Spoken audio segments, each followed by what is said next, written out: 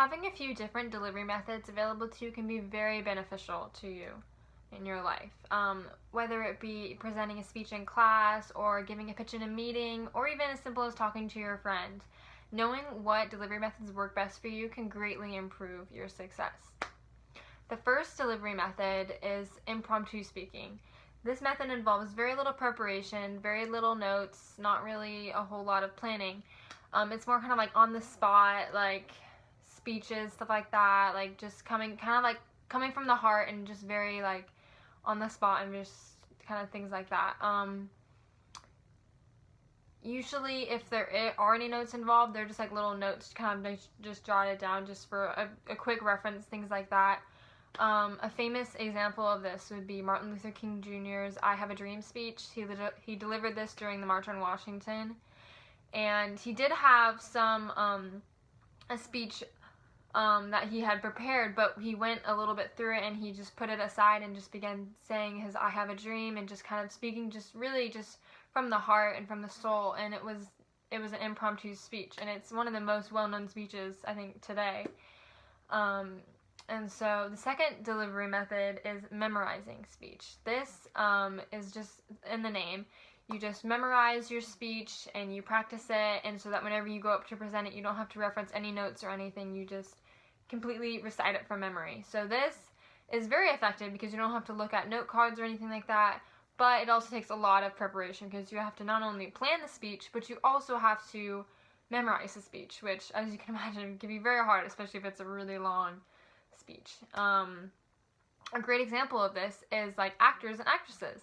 Whenever they have to prepare, they have a big long script and they have to memorize it all. They can't just reference a note card, in the middle of a play or something. But and then the final one that I believe is most effective is also the hardest to say, is the extemporaneous speaking. This requires you to plan, rehearse, and present your speech with an outline to go along with. You can kind of follow along with it, and the great thing about this is that you can really have freedom that you need to. If you need to add something in, you're not like bound by this outline, it needs to be like this.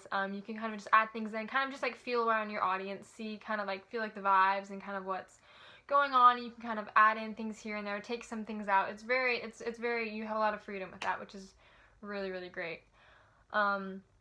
So in conclusion, I found that the best speaking method was the extemporaneous one because you have freedom with what you can use, and I believe that the best speeches come from the heart, and I think that that's amazing that you can just kind of add in what you feel, add in what you want, and just really make a memorable speech.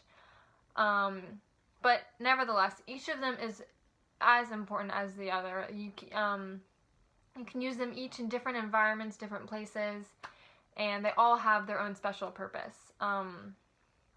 Whether you're using them in like a big setting or just a little setting, like talking with your friend, these can be just very beneficial to you, and you can kind of change them, like change which method you use, varying on like what you want to talk about, what location you're at, and how you want it to sound. It's very flexible with which one you can use, and just use them to what you feel is best, and there's no direct science to it. Like you do it how you feel, and that's just how it goes. So